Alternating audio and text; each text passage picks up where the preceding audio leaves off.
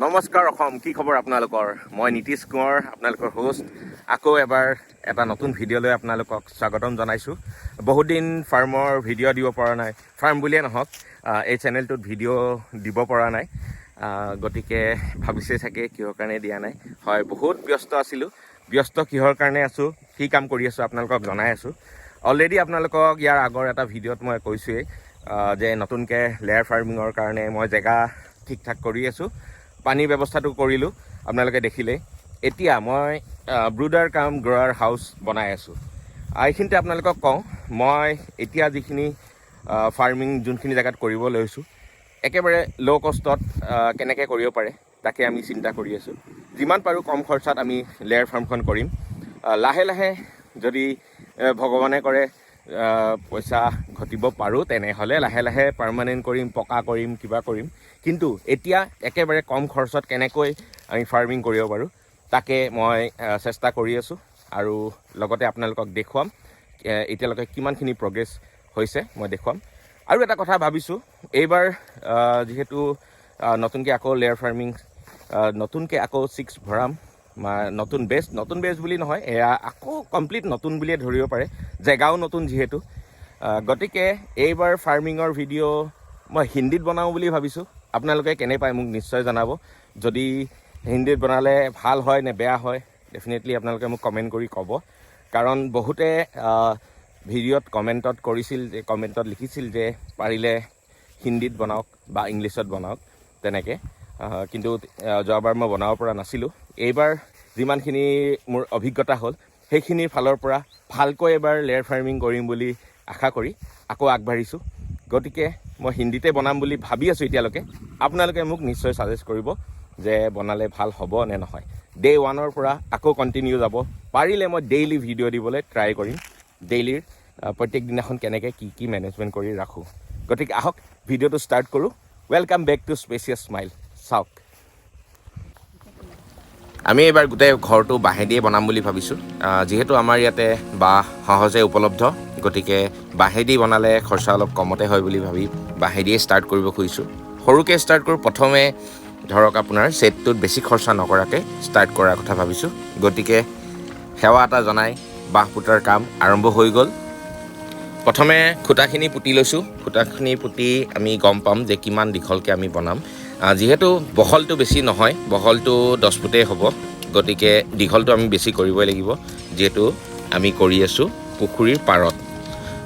বাকী এই অংশখিনিত আপুনি যদি ফাৰ্মিং কৰিবলৈ হয় ডেফিনেটলি ওখ কৰিব লাগিব, কাৰণ ইয়াতে হয় পানী। গতিকে ব্ৰুডিংখিনি আমি যিহেতু ডিপ লিটাৰত কৰিম, সেইটো কাৰণে পুখুৰীৰ পাৰতে কৰিম।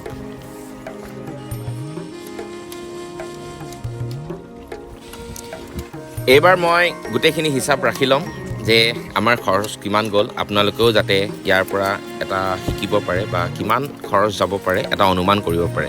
আৰু এইখিনি বাঁহ আমি এনেদৰে চুচি লৈছোঁ আমি ওপৰত চালিখন বনোৱাৰ কাৰণে। চালিখনো আমি কেঁচাই বনাম, অৰ্থাৎ টিং নিদিয়াকৈ বনাম। টিং দিলে আপোনাৰ এটা কথা হয় যে বেছি গৰমত, যিহেতু ইয়াতে ডাইৰেক্ট ৰ'দ পৰে, গৰমত বেছি প্ৰব্লেম হ'ব পাৰে। সেইটো কাৰণে আমি টিং নিদিওঁ। আৰু তাৰ উপৰিও বতাহ মাৰিলে অলপ প্ৰব্লেম হ'ব পাৰে। গতিকে বাঁহেদিয়ে কৰিম। কি কৰিছা তুমি? বিৰিনা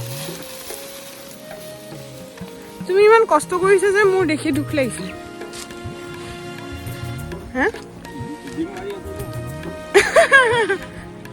ল' কষ্ট দিম নেকি? কোনকেইডাল? এয়া মানুহজনে বহুত কষ্ট কৰিছে।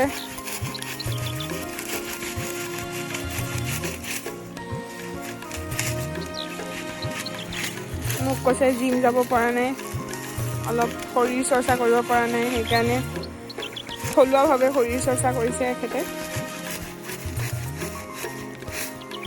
কাৰণ ঘৰটো বনাবলৈ বিৰিনাৰ বহুত দৰকাৰ হ'ব। আৰু অকল ময়ে কাম কৰা নহয়, এয়া আমাৰ মেডামো কামত লাগি আছে। মেডাম ৰছীডাল অলপ ইফালে গৈছে। লগে ভাগে মিলি কৰিলে হ'ব। ৰছীডাল অলপ ওলাই গৈছে। আমি যিমানখিনি পাৰোঁ বিৰিনা কাটি আছোঁ মেইনলি। আপোনালোকে দেখাই পাব চালিখন বনাই আছোঁ, য'ত ব্ৰুডিং হ'ব, গ্ৰ'য়িং হ'ব, ব্ৰুডাৰ হাউচ, গ্ৰ'ৱাৰ হাউচ। তাৰে ওপৰত টিং দিয়া নাই, তিৰপাল দিছোঁ। তলত বিৰিণা থাকিব, ওপৰত বিৰিণা থাকিব, মাজত তিৰপাল থাকিব আৰু দুখন বাঁহৰ কামিয়েদি বনোৱা চালি থাকিব। গতিকে মজবুতকৈ বনাই আছোঁ। টিং এৰিয়াৰ মেইন কথাটো হ'ল যিহেতু এডোখৰ পথাৰ এৰিয়া, পথাৰ জেগা আৰু ওখ জেগাডোখৰ, গতিকে বিৰাট আপোনাৰ বতাহ বৰষুণে চালিত ধৰিব পাৰে। গতিকে এনেকৈ বনাই আছোঁ। আৰু মেইন ৰিজনটো হ'ল ল' কষ্টত বনাই আছোঁ। এইবাৰ আমাৰ ফাৰ্মিং গোটেইখিনি আমি চেষ্টা কৰিম যিমান পাৰোঁ কম খৰচতে হওক, সেইটোৱে আমি চেষ্টা কৰিম। কম খৰচতে আমি কেনেকৈ কাম আৰম্ভ কৰিব পাৰিম পিছৰ কথা পিছত দেখা যাব। বৰ্তমান ল' কষ্টিঙত আমি লেয়াৰ ফাৰ্মিং কৰিবলৈ চেষ্টা কৰি আছোঁ। এয়া দেখিছে মেডামো লাগি আছে পূৰা বিৰিণা কটাত। চাবা খালি হাত কাটিব। জানো এতিয়া তুমি লেবেল দিবা আৰে গাঁৱৰে ছোৱালী, তথাপিও কৈছোঁ আৰু অলপ আঁতৰত থাকিব পাৰিবা।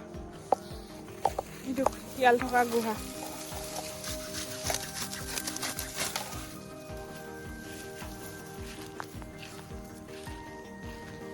তুমি শিয়াল থকা গুহাও কাটি পেলাইছা। এনেও জ্বলাবই ইয়াতে খেতি কৰোঁতে। কিছুদিন পিছত ইয়াৰ এজন মালিকে এইবছৰ কাৰণে অংশ কৰিব আৰু মোৰো কামতে আহিব। আৰু তেতিয়ালৈকে তেহেঁতি বেলেগ ঘৰ এটা বনাই ল'ব পাৰি ঘপককৈ জ্বলি যোৱা। একেবাৰে গোটেইখিনি কাটি নেপেলাওঁ, চাইডে চাইডে অলপ কমাই।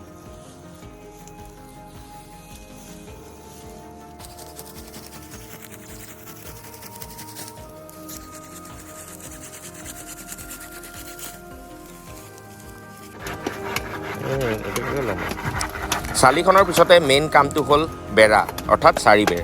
চাৰিবেৰৰ কাৰণে আমি প্ৰথমে তলত 2.5 ফুটলৈকে আমি এনেদৰে বাঁহেদিয়ে বেৰাখন দিম।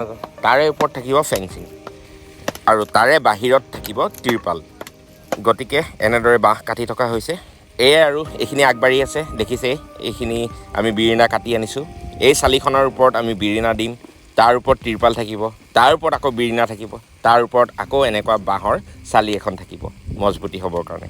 গতিকে আপোনালোকে চাই থাকক আমি কেনেদৰে আগবাঢ়োঁ। আৰু এই গোটেই ডিষ্টেঞ্চটো হ'ল আপোনাৰ টোটেল 70 ফুট দীঘল আৰু 10 ফুট বহল। 10 ফুট বহল, 70 ফুট দীঘলকৈ মই ব্ৰুডাৰ কাম গড় হাউচটো বৰ্তমান বনাই আছোঁ। আপোনালোকে চাগে মোৰ গেটআপটো দেখি ভাবিছে ইয়াৰ কি হ'ল। একচুৱেলি আপোনালোকে গম পায়ে চাগে মই মাজে মাজে নাটকো কৰোঁ। নাটক মোৰ হবি, মই ভাল পাওঁ। যোৱাকালি কলাক্ষেত্ৰত অৰ্থাৎ 15 ফেব্ৰুৱাৰী তাৰিখে নাটক এখন আছিলে কলাক্ষেত্ৰত। তাৰ কাৰণে এনেকুৱা গেটআপ ল'ব লগা হৈছিল। এনিৱেজ আমাৰ ফাৰ্মৰ কাম চলি আছে। আপোনালোকক গোটেইখিনি তথ্য মই দি যাম, কেনেদৰে ফাৰ্ম কৰি আছোঁ, কেনেদৰে আগবাঢ়ি আছোঁ, যাতে আপোনালোকেও কিবা উপকাৰ হ'ব পাৰে বুলি মই ভাবোঁ। তাৰ কাৰণে ভিডিঅ'টো চাই থাকিব, গোটেই আহিব লগা ভিডিঅ'খিনি চাই থাকিব। লগতে চেনেলটো ছাবস্ক্ৰাইব কৰি ৰাখিব, বেল বাটনটো দবাই ৰাখিব, যাতে অনাগত ভিডিঅ'বিলাক আপোনালোকে আগতীয়াকৈ পায়। আজিলৈ ইমানেই, নমস্কাৰ।